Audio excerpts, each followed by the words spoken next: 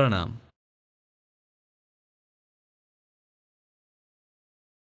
महाराज, मैं आपका सारथी अधिरथ मेरे दोनों पुत्रों को साथ लेकर आया हूं। प्रिय अधिरथ, तुम केवल मेरे सारथी ही नहीं, तुम मेरे बचपन के मित्र भी हो। महाराज, मेरे ज्येष्ठ पुत्र कर्ण ने इतनी कम उम्र में ही रथ चलाने में महारत हासिल कर लिया है। मैंने अपने हाथों से इसे प्रशिक्षित किया है महाराज। ये तो बहुत अच्छी बात है अधिरथ। महाराज, मेरा पुत्र कर्ण एक उत्तम तीरंदाज भी है। तीरंदाजी से हमारे सूतों की नगरी चंपा नगरी में इसके समान दूसरा कोई नहीं है।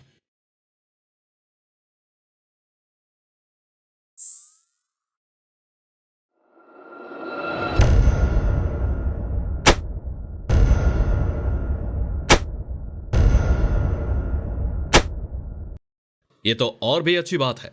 हस्तिनापुर के राज परिवार को तुम्हारे पुत्र के रूप में एक श्रेष्ठ सारथी के साथ साथ एक उत्तम अंगरक्षक भी प्राप्त होगा। राज परिवार की सेवा करने का अवसर प्राप्त होना मेरे पुत्रों के लिए परम सौभाग्य होगा महाराज। मुझे लग रहा है कि अधिरथ कुछ और कहना चाहता है। जी शकुनी महोदय, मेरे पुत्र कर्ण ने दिव्य कवच और कुंडल के साथ जन्म लिया है,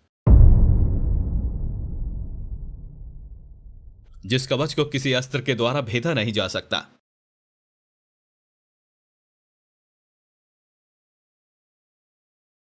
अगर मेरे पुत्र को किसी श्रेष्ठ गुरु से अस्त्र शास्त्र की संपूर्ण प्रशिक्षण प्राप्त हो जाए तो हस्तिनापुर के भावी सम्राट को एक श्रेष्ठ सारथी के रूप में अभेद ढाल प्राप्त होगा महाराज, जिस ढाल को भेद कर शत्रु का कोई अस्त्र महाराज तक नहीं पहुंच सकता।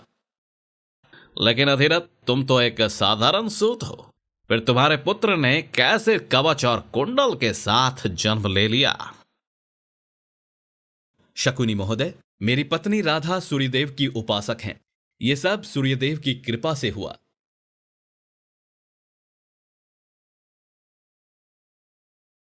अगर तुम्हारा पुत्र कर्ण ऐसा दिव्य है, तब तो हस्तिनापुर के भावी सम्राट यानी युवराज दुर्योधन की सुरक्षा के बारे में हम निश्चिंत हैं।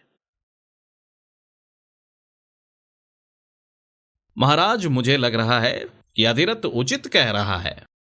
हस्तिनापुर के सिर सेनापति गंगापुत्र भीष्म के होते हुए किसी की ऐसी हिम्मत नहीं हो सकती कि हस्तिनापुर के सम्राट के अनिष्ट के बारे में सोच सके। फिर भी मैं आज ही कुलगुरु कृपाचार्य को संदेश भेज दूंगा कि अधिरथ के दोनों पुत्रों को, विशेष रूप से इस दिव्य बालक कर्ण को, उनके विशेष निरीक्षण में रखकर अस्त्र शास्त्र की संपूर्ण शिक्षा प्रदान की जाए। बहुत बहुत शुक्रिया महाराज। अभी मैं कुलगुरु के आश्रम की ओर प्रस्थान करता हूं। प्रणाम।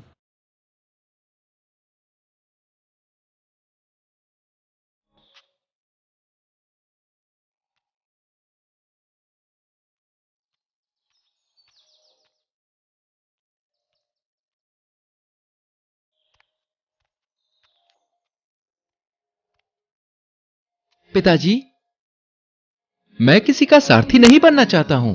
मैं गंगा पुत्र भीष्म की तरह एक श्रेष्ठ धनुर्धारी बनना चाहता हूं। बचपन से यही मेरा एकमात्र सपना रहा है। ध्यान से मेरी बात सुनो पुत्रों। श्रेष्ठ धनुर्धारी बनने के लिए एक श्रेष्ठ गुरु के पास रहकर शिक्षा लेनी पड़ती है, और कुलगुरु कृपाचार्य एक दिव्य जन्म दिव्य पुरुष हैं। वो श्रेष्ठ गुरुओं में से एक हैं। उनके पास रहकर अस्त्र शिक्षा प्राप्त करने का अवसर पाना हर किसी के बस की बात नहीं है पुत्रों। तुम एक साधारण सारथी के पुत्र हो, ये सत्य है, लेकिन बड़े होकर तुम एक साधारण सारथी ही बनोगे और एक श्रेष्ठ धनुर्धारी महारथी योद्धा बनोगे। ये तुम्हारी क्षमता पर निर्भर करता है पुत्रों।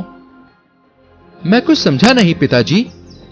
आपने महाराज के सामने मुझे उनके पुत्रों राजकुमार दुर्योधन का सारथी बनने के लिए कहा, अब ये कह रहे हैं। अगर मैं महाराज के सामने ऐसा नहीं कहता तो तुमको राजगुरु कृपाचार्य से अस्त्र शिक्षा की अनुमति नहीं मिलती पुत्रों। अब मैं समझा पिताजी, आपने ऐसा क्यों कहा। किंतु पुत्रों, तुमको संपूर्ण सामर्थ्य का उपयोग करके अस्त्र शिक्षा प्राप्त करनी होगी। अगर तुम एक श्रेष्ठ धनुर्धारी योद्धा बन जाओगे तो फिर तुमको किसी का सारथी नहीं बनना पड़ेगा।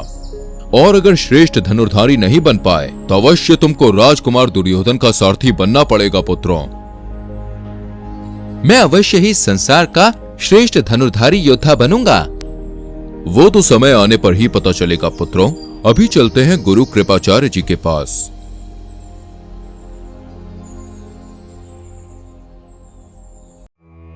कृपाचार्य के गुरुकुल में शोन और कर्ण का पहला दिन था। पूरे दिन वे राजगुरु कृपाचार्य के शिष्य बनने की सारी प्रक्रिया से गुजर रहे थे।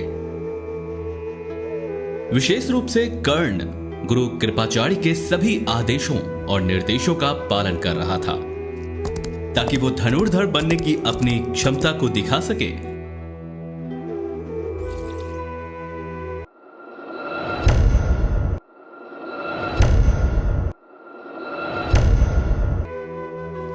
युवा कर्ण के इन सभी कार्यों को देखकर राजगुरु कृपाचार्य दंग रह जाते हैं।